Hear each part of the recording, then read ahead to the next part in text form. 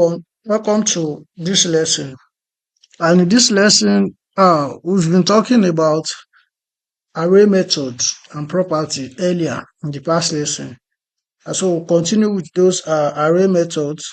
And the first thing we are going to be talking about is the JavaScript array length. But before we dive deep into this, I want to quickly do a reminder of what we talked about in the previous lesson, which was how you can, have nested objects and array, and how you can access array inside an array using the for in loop method, which is peculiar to array. I hope you're able to go over that lesson and grab the concept and the inner workings of how the for in loops works in JavaScript. So moving away from that, we talked about the JavaScript array length. The length property returns the length size of an array. So if you want to get the size of an array, you use the length property of an array to get it. For example, look at the example right here on the screen. We have fruits and it has 4 elements: banana, orange, apple, and mango. So if I want to get the length of that array, I'll just pass in the length property to the variable name and it will give me the output. This is what that means. Let's do it practically.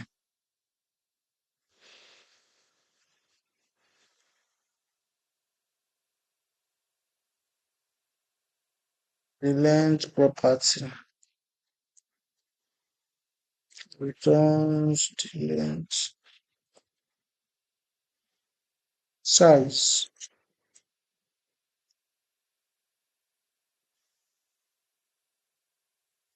of an array. So here's my script tag, and here I will make a fruit variable and assign it an array that contains 4 elements, which is what you can see right here. And then you can see that by the time I pass the length property to the array variable, you can see that it gave me 4, which means that the length property is different from the index. Index is that array uses to position elements. You can see now that the length of the element I have here is giving me 4, which is 1, 2, 3, 4. But index will give me 3 as against 4 because index will start from 0 and not the whole number of the elements inside that array. So I hope this is clear now. The difference between the length property and the indexes concept that array uses to count and position element. So the JavaScript array length method returns the length, the size. Sorry, this is th. Returns the size of an array. So if we have more than 4 elements here inside this array, like if there's pineapple to it, then it will be 5. So if you have more, that's how JavaScript will begin to add them and give you the length of your array. The next thing we want to talk about is the fact that the length property can also be used to set the length of an array. So look at this example: an array of fruits that has 4 elements, and then we pass the length property and now passed a value to that property in order to set the length of an array. So let's take a look at how this will work and what the output will look like in JavaScript. So this way, if I passed in fruit.length here equals to 4, now you can see I'm getting 4. Now, if I pass 2, I'm getting 2, which means that if I passed in length, if I use the length property, I can use it to set the length of an array, which means that it can override the default. As what we have right here are 5 elements and not 2. But because I'm passing in that length explicitly, it's overriding the value and it's giving me what I'm passing in as the length for my array. So that is how the length property can also be used to set the length of an array. Then last but not the least is JavaScript array to string method.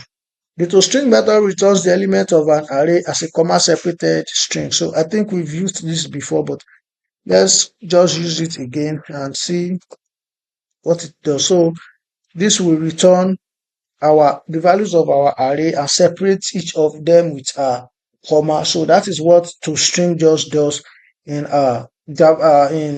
JavaScript when it comes to working with array. So what we just did here is the JavaScript toString method, and it's JavaScript array toString. And like we said that the toString method returns